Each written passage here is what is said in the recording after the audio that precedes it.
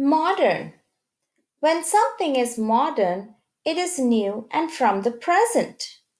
Modern means working with fresh new ideas and latest technology. This man is working in a modern office. He is working in a high rise building with the latest technology.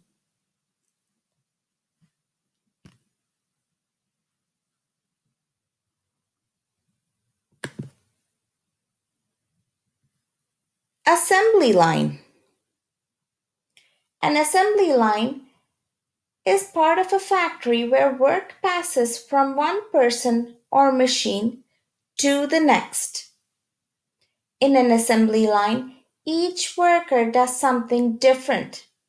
These workers are working together to make a car. An assembly line gets the job done quicker and is more efficient in a large scale production.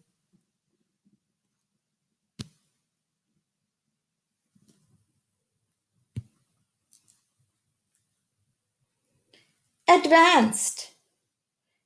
Something that is advanced is greatly developed and uses new ideas.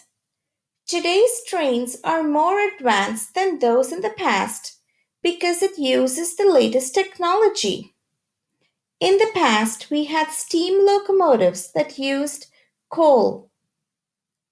Today's trains are electric, computerized, and self driven.